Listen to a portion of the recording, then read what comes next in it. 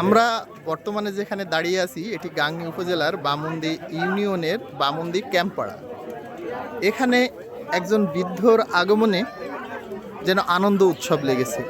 মূলত ইনি আজ থেকে ৩৮ বছর আগে নিজ জন্মভূমি ছেড়ে হারিয়ে গিয়েছিলেন।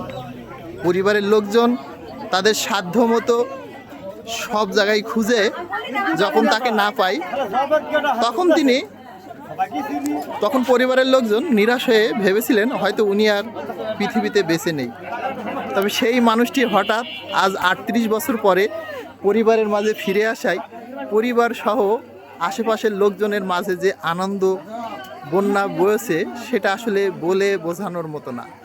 আপনারা দেখছেন এই সেই মানুষটি বাড়ি থেকে বের হওয়ার সময় ছিলেন একটা তরতাজা যুবক, আজকে বয়সের ভারে তিনি নুজ্জ হয়ে পড়েছেন।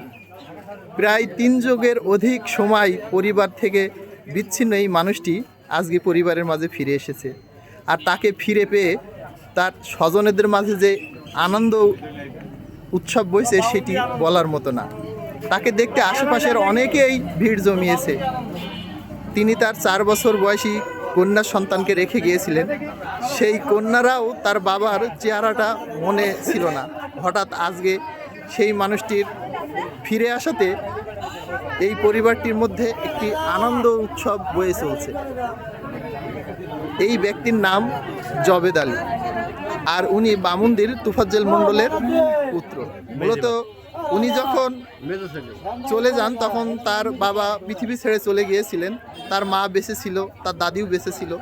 তারাও তার অপেক্ষার প্রহর গুনতে গুনতে পৃথিবীর মায়া ছেড়ে চলে গেছে। তবে আজকে জবেদ আলী ফিরেছে, তবে সেই পরিবারের মানুষগুলো আর জবেদ আলীকে দেখতে পায়নি। তবে পেয়েছে তার নাতিপুতি স্বজনেরা। তার সেই সময়ে যুবক বন্ধুরা আজকে যারা বয়স্ক হয়েছে তারা তাকে দেখতে ভিড় জমিয়েছে।